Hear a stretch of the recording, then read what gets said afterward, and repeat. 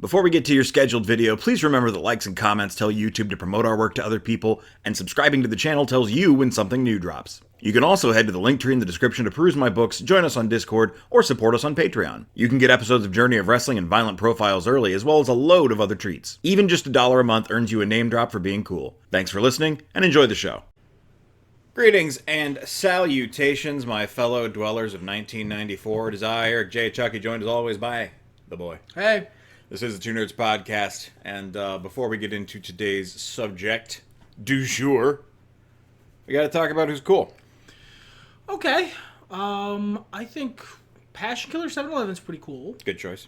Distru City KTL. Also a good choice. DG, On the Tip of Your Tongue. Both good choices. I think the most exceptionally cool people on that list, Rob and a guy from Ohio. They're some golden level of cool. Ghoul. I'm going to drop that immediately. Okay. All right. Yeah, it's 1994. The commercials are better. There's no superhero movies in the theaters. Your mileage may vary on that one. And we are talking about movies that we didn't see or did see, as happens to be the case. What fortuitous circumstance.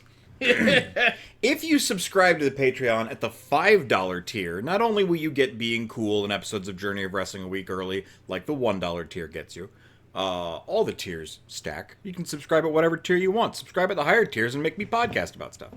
But you also get episodes of Violent Profiles, my monthly fighting game show that you probably watch more than this show, a month early. And the Patreon debut for October, which will go up on the first Wednesday in October, which I believe is the day after my birthday, is for a Double Dragon double feature. And what do we open this podcast with a little over a week before that makes its Patreon debut? But the 1994 film Double Dragon, on which one of those games is based. That's really good timing.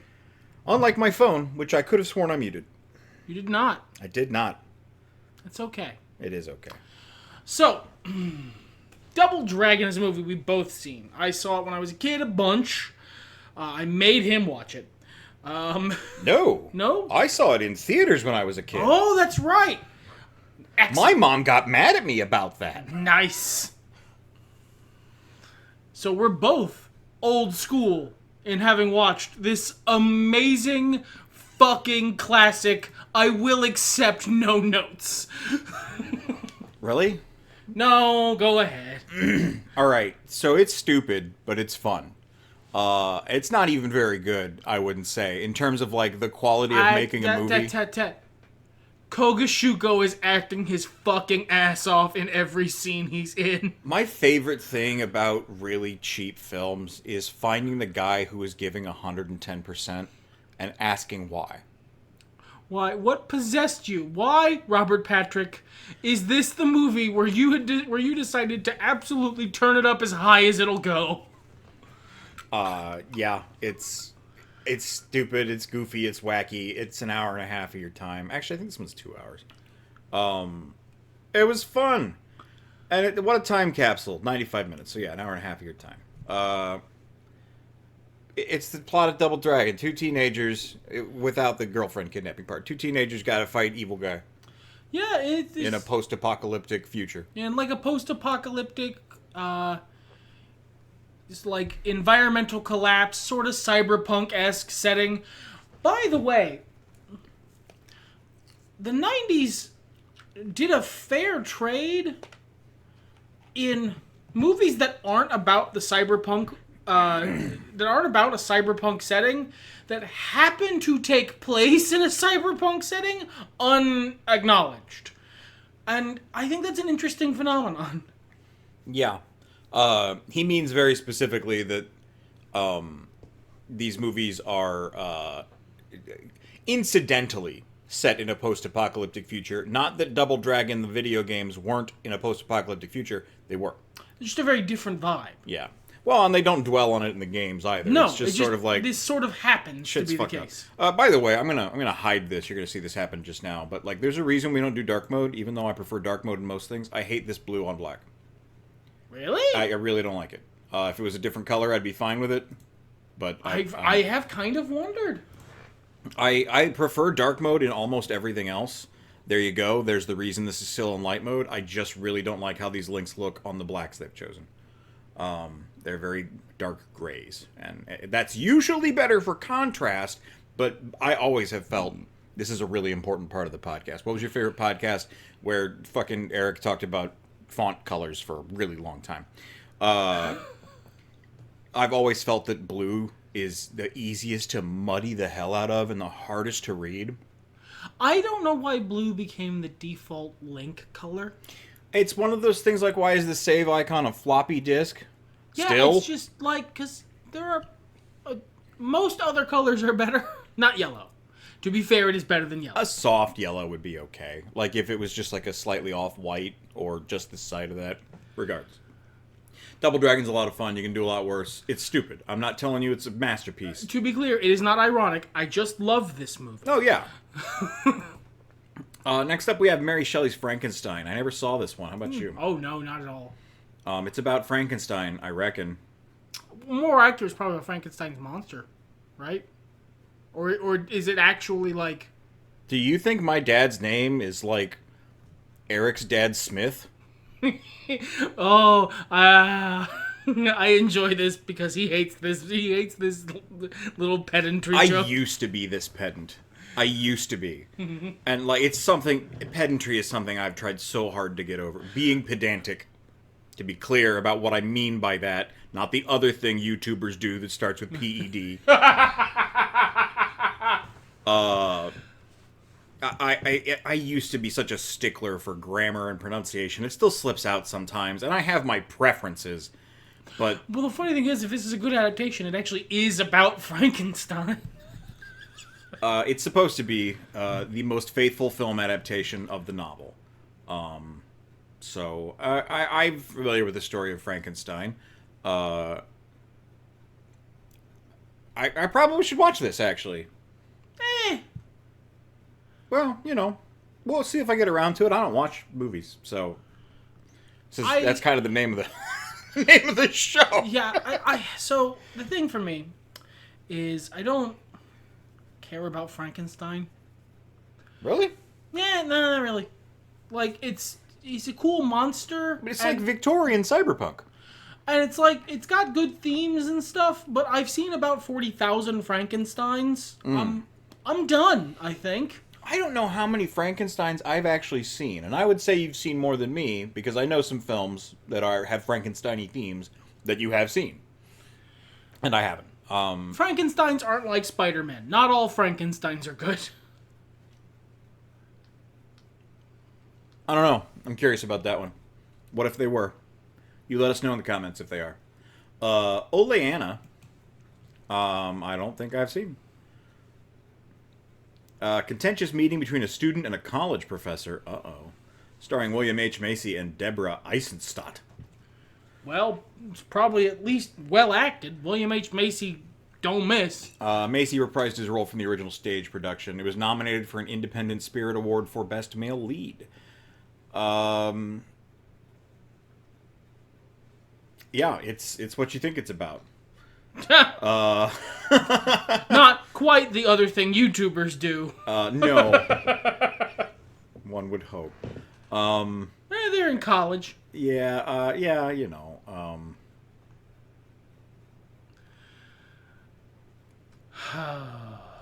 Anyway, I wish I had more to say about this. I just don't. I got caught reading. I forgot we were doing a podcast for a second. I fully don't give a shit about this as an idea. It was an indie film drama. It's nothing I was into, and nothing I'm really into now, except for William H. Macy.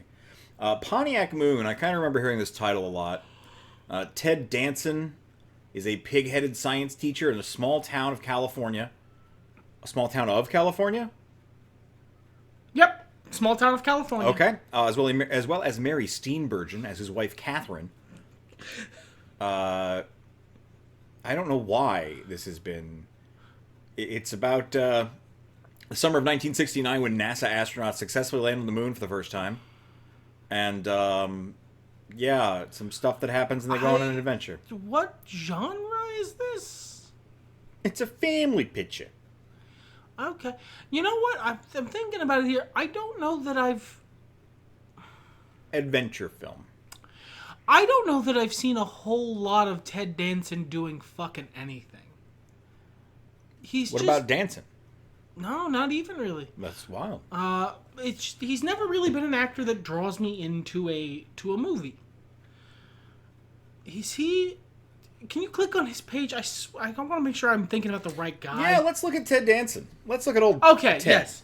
That's Tedrick? Oh, excuse me, it's better. Tedward Bridge Danson III. His name is Tedward. I take it all back, Ted. I take it all back. I was just about to be mean to you. I'm so sorry, Ted Danson. No, I gotta give you your propers. Tedward Danson, you Mr. and Mrs. Danson, thank you. Yes! Thank you. What a credit to the world. Oh, I take it all back. So good. We need to go watch Pontiac Moon immediately. The War. Is that thing that Professor Xavier keeps showing Magneto? Yeah, I think so. We're yelling so much the cat is like, what is going on in here? 1994 American drama film directed by John Avnet, Will Travel, and starring Elijah Wood, Kevin Costner, and Mare Winningham. Or Mare Winningham. This is during Elijah Wood's transition from little bobblehead to little bobblehead in a green cloak. It is one of my favorite genres of movie, the coming-of-age tale. He's being sarcastic. I sure am. In the 1970s, Mississippi. Shell-shocked Vietnam veteran returns from a mental hospital, which he entered voluntarily, and gets a job as a custodian and connects with Elijah Wood, I'm guessing. A tree of features. That doesn't sound like anything I give a crap about. Nope. Interview with the Vampire Chronicles. I don't know why that's gotta be a European title thing. Yeah, because I've never seen that subtitle. That's just anywhere. Interview with a Vampire. Oh my god, no, it's right there. Yeah. It's right there underneath.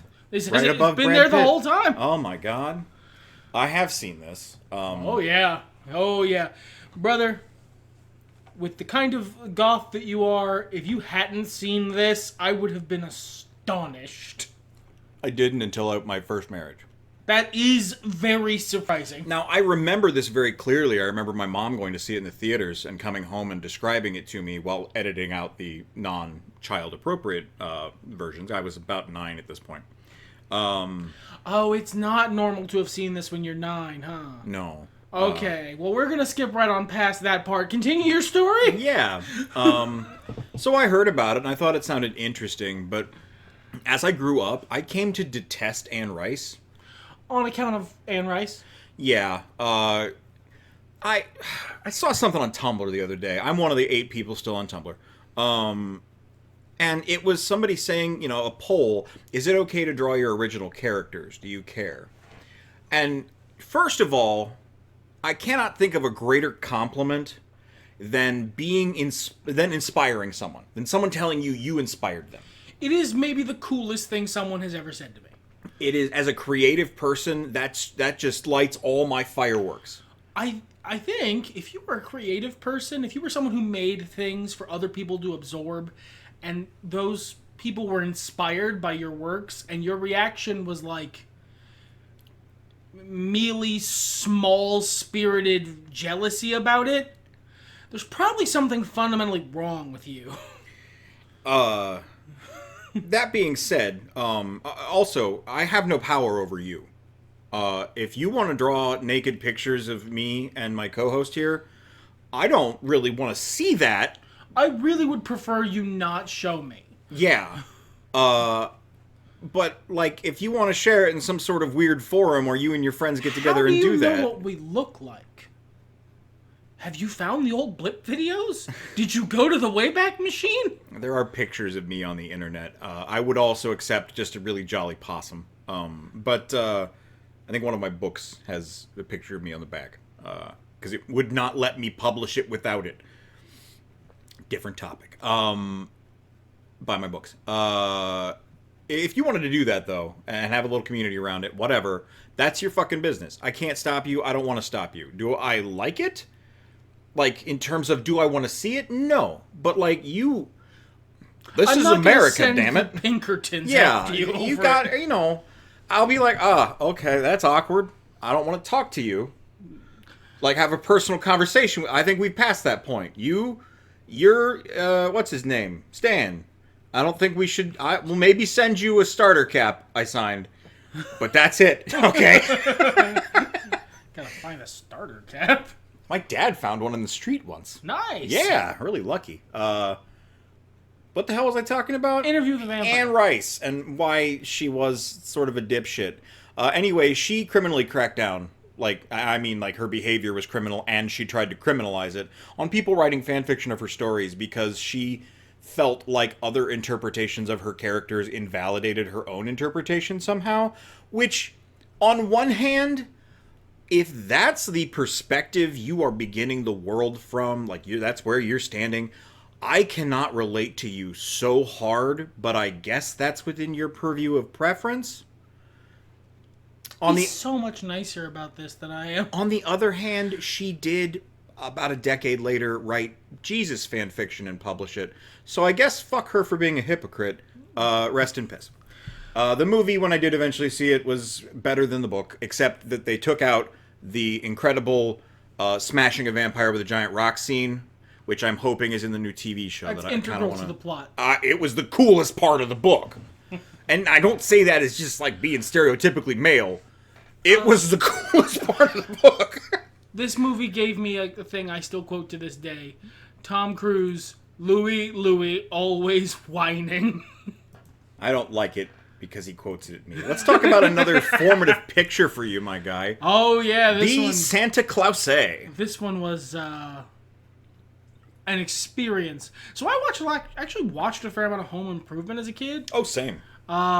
So when Tim Allen had a movie, and it was about Santa, and I was a little kid, that sounded fun. So, you know, when it came on, I watched it. And the Santa Claus, I haven't seen the Santa Claus 9 or whatever the fuck they're on now. It's a TV series. That's on Disney Plus. That's genuinely horrifying. Yeah, people boycotted I'm going to get in on this because it makes me mad, the Buzz Lightyear movie that Captain America was in. There was kind of an interesting interpretation of the character that inspired the toy that was in the Toy Story franchise, because Tim Allen wasn't voicing Buzz Lightyear because he was busy recording his Santa Claus TV show for the same company. And, like, we're going to set all the Tim Allen stuff aside because I could go on that rant for, like, a long time. Don't you guys like us? But this movie's actually good. Like, it's not high art, but it's fun. It's good and fun. It's a fun kids movie. It's a wholesome movie for children. I will describe for those of you who haven't seen it. In the opening scene, Tim Allen kills Santa Claus. Yep. And then assumes his identity. Yep, like the talented Mr. Ripley. To be fair, it's not voluntary. Yeah, he doesn't want to assume his identity. It's a responsibility he's forced to take. He is magically forced. He is, Santificationed. He also didn't kill Santa on purpose. It was an accident. Santa was on the roof. There was a big mishap. Anyway. He is santificationed over the course of the movie. It's a wild movie. In the 90s, we just did kids' movies different. We just did shit. We just didn't think about it. Someone pitched this, and then they just made the whole fucking movie and no one ask any questions. Did a line of their leftover 80s Coke and was like, fund it. Now that you bring it up, actually, now that it is brought up by the show, I don't remember when, under what circumstance, or my reaction to watching the Santa Claus, but I did. It was beamed into your brain in the mid-2000s. One night as you slept. I think it was not long after it came out on video and was like in circulation or something. I don't think I'm almost certain I didn't watch this in theaters. 100% did not. I watched it when it was on video or something like that. But I feel like, with the exception of early childhood, I remember, and even then I remember some of those, but I remember all the movies I've seen in theaters. There's a reason I keep track of them all now, because I don't. It helps, but, like, if I'm in the theater, I clock that stuff. I might, if you were, like, immediately, like a cop with a gun, and you put the gun in my mouth, and you're like, all right, sweet baby, now I need you to list every movie you've seen in theaters, I'd probably just pee and cry. But, like I remember, if you were to mention a film, I would go, I'd seen that in theaters. I remember that experience. I can't do that. I got none of that stuff gets saved. You can't pee or cry? Not anymore. Are you Sephiroth? Why do you watch this show? Why? What possesses you? Like, comment, subscribe if you watch this show. Heavenly Creatures was a New Zealand biographical film directed by Peter Jackson. Yeah, I've heard of this. About his... from a screenplay co-wrote with his partner Fran Walsh, starring... Who's it biographed about? Period drama, psychological thriller, romance, fantasy... Based on the notorious Parker Hulme murder case. 2 teenage girls. Wow. This is one of the things that Peter Jackson did that got him the necessary cachet to do the thing which made him a, super rich celebrity for the rest of his life. It kind of, at an absolute glance, and I understand this is a real story, so I'm not going to go too deep into it. Shit happened to real people. Yeah, it's a little grim. It kind of reminds me, it's giving virgin suicides, if I can use the modern parlance. I think you're allowed. I think, in fact, old guys like us doing it takes it away from the younger people, and that amuses me. Coomer, Skibbity, what other ones don't I like? Poggers. Phantom Tax. Phantom Tax is just an asshole move. I don't care about the word. That's fine. I wish you'd spell phantom correctly. You triggered? Like, comment, subscribe if you're triggered. Miracle on 34th Street. No Dead Santas in this one. This was a banger year for Christmas movies. This is the same year as the Santa Claus? Within the same month. This movie feels so much older than the Santa the Claus. The original is. No, but this version, I recognize this version. This is the version I watched. I watched the black and white one when I was a kid. Yeah, with Jurassic Park guy. Yeah, I watched this version. This feels so... I can't express to you how much older this movie feels than the Santa Claus. I got nothing, man. I've actually never seen this. I've seen bits of it. Like, I caught parts of it when I was... I saw it when I was real little. Yeah. I think, honestly, maybe when it came out, like, not in theaters, but, like, soon after, like, its first television run. So I would have been maybe 7. Yeah. And it's heartfelt. Is all I couldn't possibly guess how I would feel about this movie now. I don't remember who I was when I was 7. It's interesting to observe and chronicle how our tastes in films has changed over the years. Yes. I've said that for no reason. I'm not big on Christmas movies. I'm not big on Mara Wilson.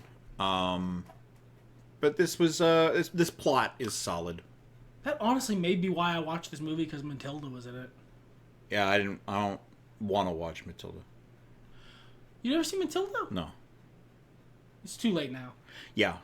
I probably would have liked the message at the time, but that is an ugly movie. Oh yeah, intentionally so. Yeah.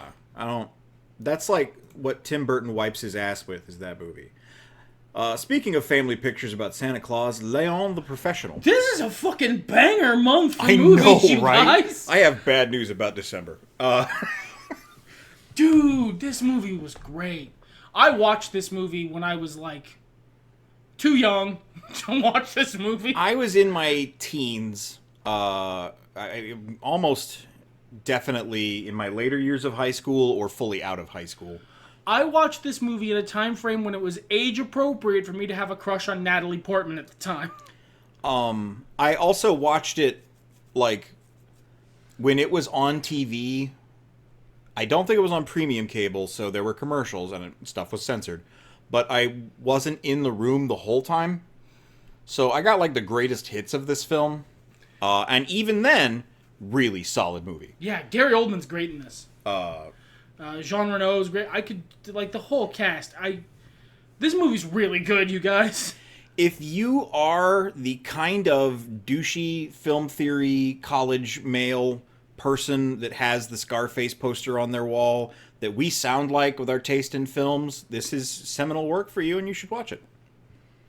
And also, unclench. Yeah, that's my recommendation. It's really not that important. Did you hear me praise the Santa Claus 10 minutes ago? Yeah, we opened this talking great about Double Dragon. It's not that deep. Star Trek Generations. I saw this in theaters. I remember. I know damn well I did not see this in theaters. I couldn't have gotten no chance I go see a Star Trek movie in theaters as a kid. It's just structurally never gonna happen. This was the big one. This was the original series, and This is a crossover. yeah. The plot is one where Kirk rides a horse for some reason, right? because he can. The plot was okay, but it was fun as hell. I've seen this movie since. Yeah, it's real fun. Yeah. I don't know what else to say about it. It's Star Trek Generations. Data says shit. What do you need? What else do you need? Maybe the Swan Princess. I might have seen this in Spanish. I haven't seen this. That was Thumbelina. It's about the Swan Princess. It's the story of the Swan Princess. Okay, oh my god. Can I take you guys back, listener? If you're not of the age, if you're not our age, first of all, thank you for watching this podcast, and you're already, 25 minutes into it? You mensch. Like, comment, subscribe if you're a mensch. When movies, big animated movies came out, they'd get a fast food tie-in toy, right? Yeah. So like your McDonald's and your Burger King would get like your Aladdins and your Lion Kings and stuff. For all the fuck I know, they still do that. Sort of, sort of. And your Long John Silvers would get the Swan Princess. Guys, you couldn't snag anything better than Long John Silver's? I don't even know if they actually got that. I don't remember what the name of the movie was. It was like something about environmentalism featuring mice, but this was the kind of like scale where it sure did come out. Yeah. What is directed by Richard Rich? Yeah, this is one of those movies that tried to be good. This is one of those movies that was aiming for Disney princess movie and hit direct-to-video sequel to a Disney princess movie. I don't even think they were. They were aiming for the other guy whose name escapes me. Yeah, brilliant animation genius. Don Bluth? Don Bluth, thank you. Yeah, they were aiming for Don Bluth and they didn't hit it. Rip. Jean Yor is the a hits French just keep film. on coming. No, I don't actually. I want to try and pretend this movie blows, you guys. I'm sorry. I've not seen. I'm sorry. I just read the. Did you not know what Junior was about? I did. Yeah, that's what Junior's about. You know, it's kind of funny because I was listening to Aerosmith in the car earlier. And that part about the rabbit done died, came on. Mm-hmm. And I was remembering that movie, which I believe was an early role for Paul Reiser. Maybe I'm misremembering that. And it is about the same thing, but worse and weirder. I'm just going to read this line for you, and then we're going to progress, if that's all right with everybody involved. Yeah. The film follows Alex Hesse, or perhaps Hesche, an Austrian-American scientist who agrees to undergo a male pregnancy from a newly developed drug, expectane.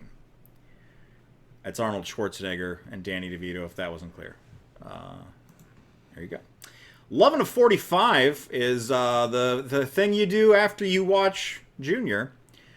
Indie crime drama directed by C.M. Talkington, starring Gil Bellows and Renee Zellweger. A young couple are planning a convenience store robbery, and the next day they're paid a visit by Creepy Cody and Dinosaur Bob. The end. Wow, yeah, this movie really wants to be Natural Born Killers, doesn't it? It sure does. I'm good. Actually, I might have been into this when I was like in my teens and 20s. Oh, you catch me in the right early 20s bracket. Mm-hmm. I'm in love with this movie, but right now, no thanks. I'm so a different old man. I'm just old now. And that's a low-down, dirty shame. Just like our next movie, A Low-Down, Dirty Shame. Oh, he's got them good segues. It's starring Keenan Ivory Wayans, which is a low-down, dirty shame. It also stars Charles S. Dutton, Please Don't Hurt Me, Will, and Sally Richardson. Yeah. I used up all the jokes. I'm really sorry. You want the next one? There's nothing else. I didn't watch this shit. His name is Andre Shame. Honestly, this might rip. I just haven't seen it. I'm not a big fan of the Wayans' sense of humor. As much as I like them creatively in almost every other respect, these comedians I don't like their comedy that much. Interesting. An interesting thing to have happened. Yes, I agree. When the Wayans put forth serious performances, I really like it. But when they tell jokes, the Wayans brothers, it's just too wacky. Like, it's just, I mean, it literally mean too wacky. It's just they're that goofy. side of the wacky line. Their humor is very goofy. And I'm not talking about John Moxley. No. I would never talk about John Moxley. Not voluntarily, at least. A Romper Stomper. Oh, no, I'm sorry. This is Mrs. Parker and the Vicious Circle. You can have this one. Looks like it's a biographical drama film. Mm-hmm. Who's it about? I'm going to guess Mrs. Parker. I mean, one has to assume, right? It's a prohibition movie. Okay. Dorothy Parker. Indeed. Yep. Successful writer. Okay. No, but at least this sounds like it could be a cromulent film. I'm declining. Now we're looking at Jennifer Beals. He hasn't explained why. He's looking at this. You know that scene in Close Encounters of the Third Kind where the guy's making a little volcano out of his mashed potatoes? I swear to you, Whitey's looking at this Jessica Biel's Wikipedia page. That's it. You just did it. You did the thing. This is Jennifer Beals. And I know so many people, yourself included, that call Jessica Biels, and I have been wondering why the fuck that happens. Like an old person talking about going to the Walmarts. And now I know, because it's a person, similar name, who's not... Flashdance. I was not a big Flashdance person. We've learned so much here. I was going to say, do you have any jokes to say about Jennifer Jason Leigh or Matthew Broderick or Peter Gallagher? Look how old all these guys are now. Good old Wallace Shawn. Martha Plimpton, what a good name. Sam Robards. That's not how you spell robots. Pagemaster. Whoa, dude, November 1994. I caught about half of this film on HBO 95, 96. I think that's probably also when I caught about half of this film. But the half of this film I caught fucking stuck with me, dude. We were going to Disney World. My first time ever on a friend's dime. Friend at the time, anyway. And we stayed off campus, as it were, with some family. And at one of the points when my mom was doing other stuff and I was just kind of watching TV, they had HBO and this was on and I watched it. Nice. Sort of, yeah. What's your deep formative experience with Macaulay Culkin's The Pagemaster? This was one of those... This wasn't... I've mentioned before on the podcast, there was a time in my life when I watched a lot of kids' movies overnight because I couldn't sleep. Anyway, Pagemaster was before this. Pagemaster was when I was up too late and I was watching TV and everyone else was asleep and, I didn't catch all the movie because I was... I went to sleep. I passed out. But... it stuck with me. It was, and then I forgot about it for years, and I just never watched it again. Sure. It was generally regarded what you'd call a cult classic, a movie that didn't make money at the box office, but a lot of people looking back were like, yeah, that was pretty good. Weird. It's about anthropomorphic books helping Macaulay Culkin accomplish things. What a list of people in this movie. Christopher Lloyd, Whoopi Goldberg, Patrick Stewart, Leonard Nimoy, Frank Welker, Ed Begley Jr., and Mel Harris. Good lord. Final November film. This is a show about dads. Oh, this is that John Moxley movie. Good night, everybody!